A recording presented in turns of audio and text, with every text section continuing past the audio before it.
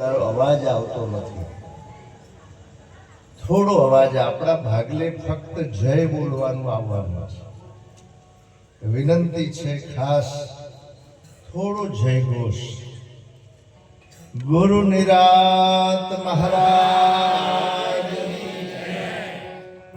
પૂજ્ય ધીરુરામ મહારાજ, પૂજ્ય નારાયણરામ મહારાજ, પૂજ્ય ભુદરરામ મહારાજ પધારેલા હરે ગુરુ. નમઃ પાર્વતી પતે હર હર મહાદેવ. શિવરાત્રી છે ને, જય ગુરુ. આજે મંદિરોમાં કોઈ જગ્યા ખાલી નથી. શિવજીને ફક્ત શિવરાત્રી યાદ કરવા એવું નહીં, પણ આપણું જે શિવ સ્વરૂપ છે ગુરુ મહારાજે બતાવ્યું છે. અને આજે શિવજી અહીંયા પ્રગટ છે. એકવાર તાળીથી વધાવો. આપણા સદગુરુમાં શિવજીના દર્શન, પ્રગટ મૂર્તિ. અને પેલા તો જે મંદિરમાં જાય છે પહેલી દેખાતી હોય, કદાચ માતાજીની મૂર્તિ દેખાતી હોય, એ લિંગ દેખાતું હોય, પણ એની કોઈ પારખ નથી. કદાચ જયપુરથી લાયેલી વસ્તુ હોય. અને આજે આ પ્રગટ સ્થાન આપણા સંત શિરોમણી આટલી અવસ્થાએ પણ અહીંયા આવીને આપણાને દર્શન આપ્યા છે. બાપુને આપણે કોટી કોટી વંદન કરીએ. એકવાર 3 વાર જય ગુરુ માત, ફરી વાર કરીએ જય ગુરુ મહારાજ, જય ગુરુ મહારાજ. આપણા પ્રગટ શિવજી છે. અહીંયા બધા જ પૂજનીય સંતો, ખૂબ અમારા હૃદયમાં જેમનો વાસ છે એવા બધા સંતોને એકવાર તાળીથી વધાવો. માનગઢ એકવાર જવાનું થયેલું સોમદાસના, તો એ વખતે આમ વળ્યા એટલે આ નિરાત દાળ બાટી મેં જોઈ હતી. જય ગુરુ. એટલે મેં વિચાર કર્યો કે આજે દાળ બાટી હશે, પણ એ બાકી રહી ગઈ. હો પ્રતાપરામ,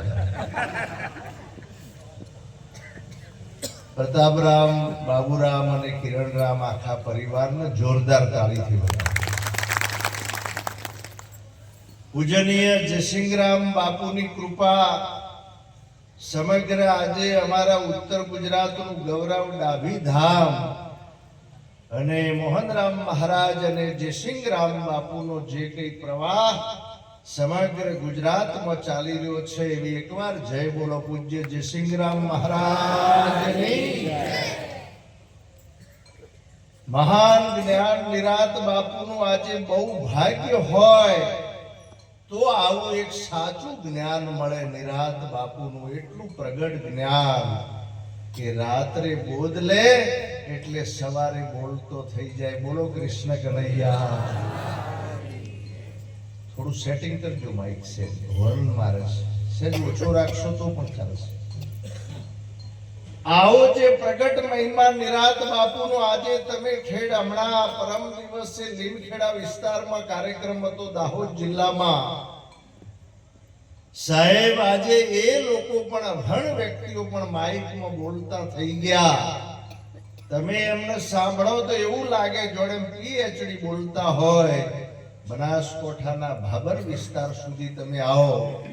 આજે બધા જ વ્યક્તિઓ આજે આ નિરાતના જ્ઞાનનો પ્રતાપ એવો છે કે ખરેખર એવા નામની વાત કરી છે કે જે અમર નામ છે, જેનો ત્રણ કાળમાં નાશ નથી, એવું અમર નામ બતાવ્યું છે.